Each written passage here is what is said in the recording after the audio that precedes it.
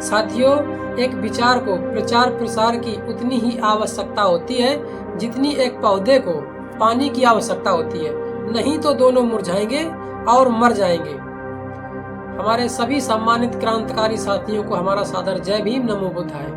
साथियों, अभी तक हमारे द बुद्धा लाइव चैनल को सब्सक्राइब नहीं किया है तो सब्सक्राइब कर लीजिए और बेल आइकन की घंटी को भी दबाएं।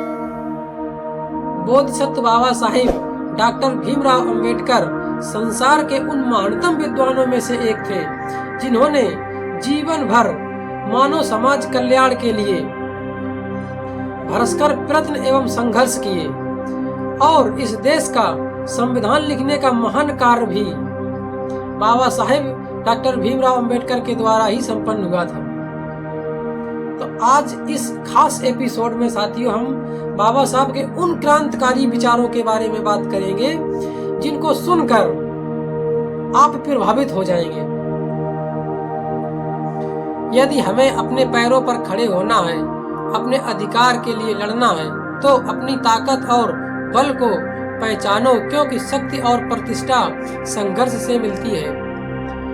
जिसे अपने दुखों से मुक्ति चाहिए उसे लड़ना होगा और उसे उससे पहले अच्छे से पढ़ना होगा, क्योंकि शिक्षा के बिना अगर लड़ने गए तो आपकी हार निश्चित है। एक सफल क्रांति के लिए यह आवश्यक नहीं है कि असंतोष हो, जो आवश्यक है वह है न्याय। आवश्यकता राजनीति और सामाजिक अधिकारों का महत्व पर गहन विश्वास होता है। अन्याय से लड़ते हुए आपकी मौत हो जाती है। अगर साथियों अन्याय से लड़ते हुए आपकी मौत हो जाती है तो आपकी आने वाली पीढ़ियां आपकी मौत का बदला जरूर लेंगी, और अगर अन्याय सहते हुए आपकी मौत हो जाती है तो आपकी आने वाली पीढ़ियां गुलाम हो जाएगी।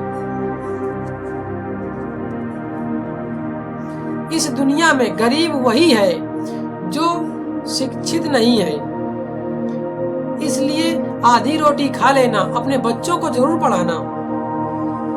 निहित स्वार्थों को तब तक स्वेच्छा से नहीं छोड़ा गया जब तक कि मजबूर करने के लिए पर्याप्त बल न लगाया गया हो। हालांकि मैं इस बात पर गौर करना चाहती हूँ। बाबा साहब ने कहा था कि हालांकि मैं हिंदू धर्म में पैदा हुआ हूँ, लेकिन मैं सत्य निष्ठा से आपको विश्वास दिलाता हूँ कि मैं हिंदू धर्म में मरूंगा नहीं।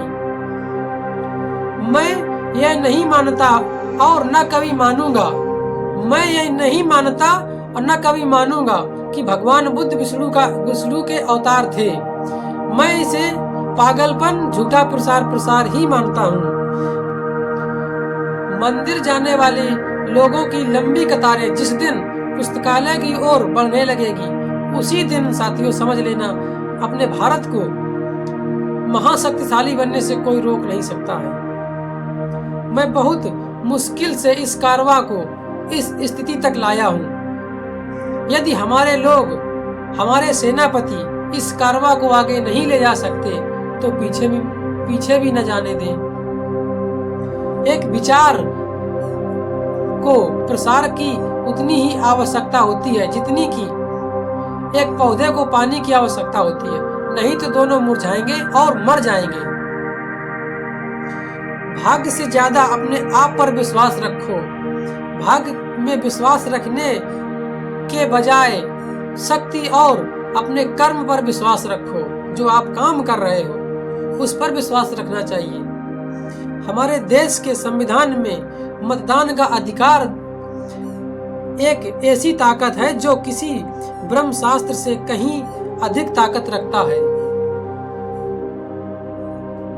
जो व्यक्ति अपनी मौत को हमेशा याद रखता है वह सदा अच्छे कार्यों में ही लगा रहता है। संविधान केवल वकीलों का दस्तावेज नहीं है, बल्कि जीवन जीने का एक माध्यम है। स्वतंत्रता का अर्थ साहस है, और साहस एक पार्टी में व्यक्तियों के संयोजन से पैदा होता है। आप स्वाद को तो बदल सकते हो, पर जहर को अमृत में परिवर्तित नहीं किया जा सकता है। मैं एक समुदाय की प्रगति को उस प्रगति की डिग्री से मापता हूँ जिसकी जो महिलाओं ने हासिल की हो। मैं राजनीति सुख भोगने के लिए नहीं आया, बल्कि अपने नीचे दबे हुए अपने भाइयों को अधिकार दिलाने के लिए आया हूँ। जो धर्म राजनीति में हिस्सा न लेने का सबसे बड़ा दंड यही है कि अयोग्य आदमी आप पर शासन करने लगेगा। यदि हम एक संयुक्त एकीकृत भारत चाहते हैं तो सभी धर्मों के धर्म ग्रंथों की संप्रभुता का अंत होना चाहिए। छीने हुए अधिकार भीख में नहीं मिलते, अधिकार वसूलना होता है।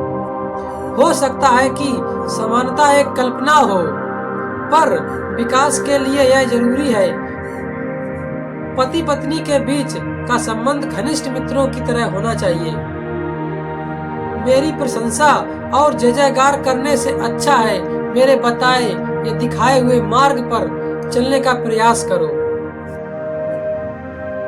ज्ञानी लोग किताबों की पूजा करते हैं, ज्ञानी लोग किताबों की पूजा करते हैं और अज्ञानी लोग पत्थरों की पूजा करते हैं। जीवन लंबा होने की बजाय महान होना चाहिए। शिक्षित बनो, संगठित रहो और संघर्ष करो। हम आदि से अंत तक भारतीय हैं। ज्ञान हर व्यक्ति का जीवन का आधार होना चाहिए। जो झुक सकता है वो झुका भी सकता है। एक सुरक्षित सेना एक सुरक्षित सीमा से बेहतर होती है। धर्म मनुष्य के लिए बना है, न कि मनुष्य धर्म के लिए। शिक्षा वो शेरनी है जो इसका दूध पिएगा वही दहाड़ेगा। यदि आप मन से स्वतंत्र हैं, तभी आप वास्तव में स्वतंत्र हैं। देश के विकास के लिए नौजवानों को आगे आना ही पड़ेगा।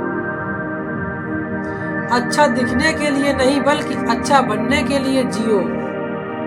एक इतिहासकार सटीक, ईमानदार और निष्पक्ष होना चाहिए।